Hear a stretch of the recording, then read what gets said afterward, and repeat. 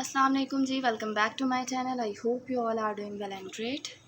ENG 504 का lesson 36 हम आज डिस्कस करेंगे, जिसमें हमने डिफरेंट लर्निंग स्टाइल्स और स्ट्रेटजीज़ के बारे में पढ़ना है। अगर तो हम लर्निंग स्टाइल्स की बात करें तो basically different ways of learning होता है। फॉर एग्जांपल कुछ लर्नर प्रेफर करते हैं ऑडिटरी लर्निंग, कुछ जो होते हैं वो प्रेफर करते हैं विजुअल लर्निंग। ठीक है, विजुअल लर्निंग में क्या होता है कि हम जो है वो डायग्राम्स या पिक्चर्स के थ्रू जो है वो उनको चीज़ें प्रेजेंट करते हैं, ठीक है, और उनको समझाने की कोशिश करते हैं। ठीक है, तो ये बेसिकली लर्निंग स्टाइल्स होते हैं। अब यहाँ पर क्या बताया गया, टॉपिक 212 से 217 तक कवर किया गया है। अब उन्होंने बताया कि learning style is commonly reserve for preferred form of brain actively associated with information acquisition and processing.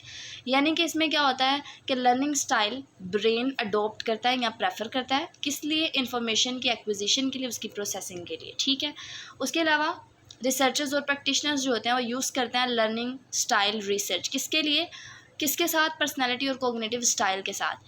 क्या डिटर्मिन करने के लिए? एबिलिटी को डिटर्मिन करने के लिए, परफॉर्मेंस को, और उसके अलावा टीचिंग को इन्हेंस करने के लिए, उसको बढ़ाने के लिए, उसको और ज़्यादा इम्प्रूव करने के लिए। ठीक है, उसके अलावा उन्होंने बताया कि जो टर्म्स इस कैटेगरी में आ जाती हैं उनमें हमारे पास कौन कौन सी टर्म्स हैं। लर्निंग स्टाइल है, कोग्निटिव स्टाइल है, पर्सनैलिटी टाइप है, सेंसरी प्रेफरेंस है, और उसके अलावा मोडालिटी आ जाता है। ठीक है, अगर तो लर्निंग स्टाइल की बात करें तो मैंने आपको बता दिया वेज ऑफ लर्निंग जो आप प्रेफर करते हैं। इसमें हमारे पास विजुअल लर्निंग आ जाती है, ऑडिटरी लर्निंग आ जाती है। ठीक है, कॉग्निटिव स्टाइल में क्या होता है, इसमें हमारे पास इंडिविजुअल वे ऑफ थिंकिंग हो जाता है, प्रोसेसिंग इन्फॉर्मेशन हो जाता है। ठीक है, हाउ समवन थिंक और सॉल्व प्रॉब्लम, तो ये सारी चीज़ें इसमें आ जाती है। पर्सनैलिटी टाइप में क्या होता है, इसमें हम रेफ़र करता है ये to an individual pattern of thoughts, feelings, behaviour, जितना भी उसकी पर्सनैलिटी के साथ मैच करती हैं सारी चीज़ें इसमें आ जाती हैं।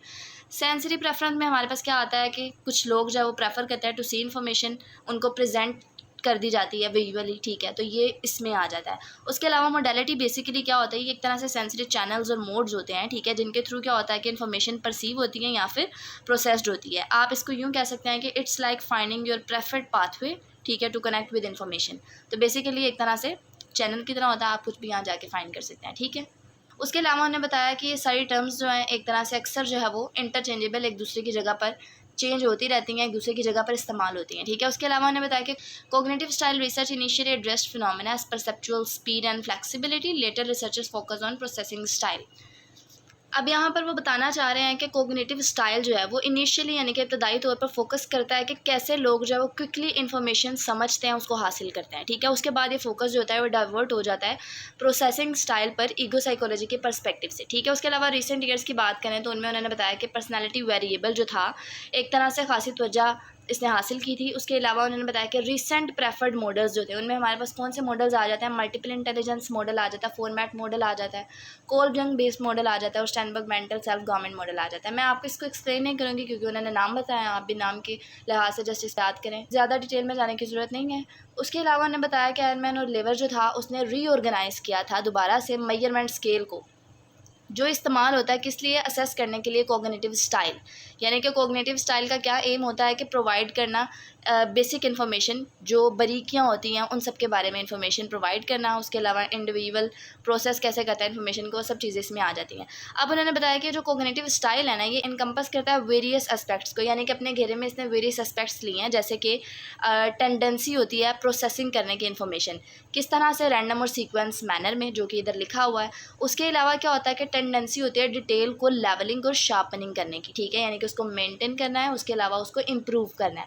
उसके अलावा क्या होता है कि प्रेफरेंस होती है थिंकिंग की, अब्स्ट्रैक्ट और कंक्रीट लेवल में। ठीक है, और ज़्यादा डिटेल में या डीप लेवल में जाना। ठीक है, उसके अलावा मज़ीद उन्होंने इंट्रोड्यूस करवाया था, एयरमैन ने क्या इंट्रोड्यूस करवाया था, concept dependence field sensitive style. ठीक है, जो कि रिलेट करता है कि कैसे पर्सन रिलेट करता है कॉन्टेक्स्ट के साथ जो उसके इर्द गिर्द है, आया कि वो असरअंदाज होती है उसके थॉट्स या उसकी थिंकिंग प्रोसेस से। ठीक है, तो वो सारी चीज़ें इसमें आ जाती हैं।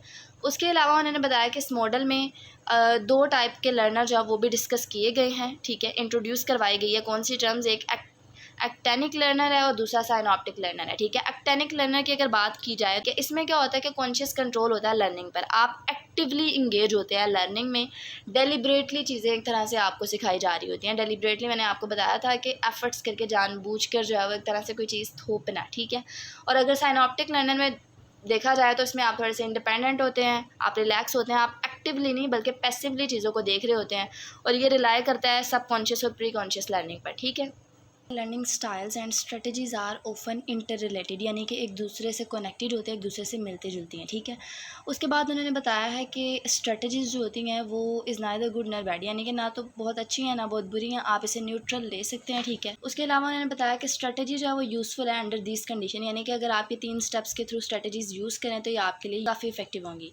अब उनमें हमारे पास पहला पॉइंट जो है वो उसमें आ जाता है कि it relate well to the L two task at hand, यानी कि स्ट्रेटजी जो है वो टास्क से रेलेवेंट हो, जिससे स्टूडेंट को भी फ़ायदा हो, ठीक है। पहले पॉइंट में उन्होंने ये बताया जो हमारा गोल है, जो हमारा टास्क है उससे रेलेवेंट होना चाहिए जो भी हम स्ट्रेटजी अप्लाई करें। फॉर एग्जांपल अगर कोई वोकैबुलरी में डिफ़िकल्टीज फील कर रहा है तो उससे रेलेवेंट जो है वो कोई ना कोई क्यूज टाइप एक्सरसाइज होनी चाहिए। उसके अलावा हमारे पास आ जाता है कि it fits the particular student learning style preference to one degree और अनदर, यानी कि लोगों के डिफरेंट आप कह सकते हैं कि लर्निंग स्टाइल्स होते हैं, जैसे कि विजुअल ऑडिटरी हमें पता है, ठीक है।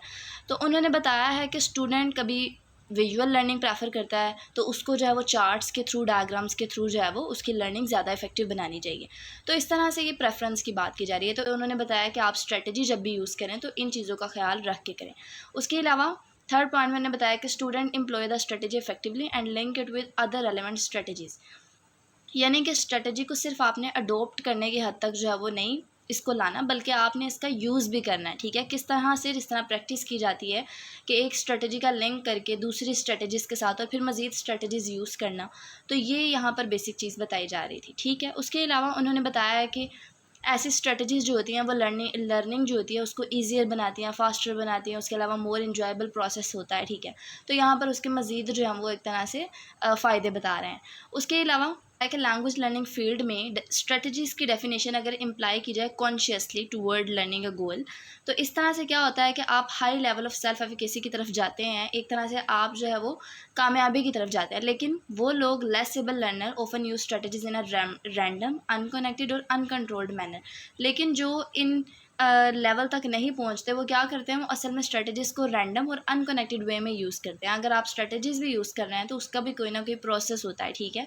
वो आपके गोल से रेलेवेंट होनी चाहिए। उसके अलावा ऑक्सफोर्ड की बात की जा रही है कि उसने आइडेंटिफाई किए थे 6 major group of L2 learning strategies, जिनमें हमारे पास कोग्निटिव स्ट्रेटजीज़ आ जाती है। बेसिकली ये जो है वो हमारे पास थिंकिंग प्रोसेस जैसे कि रीजनिंग वगैरह से लिंक करता है, इसमें हमारे पास नोट टेकिंग आ जाता है, ठीक है।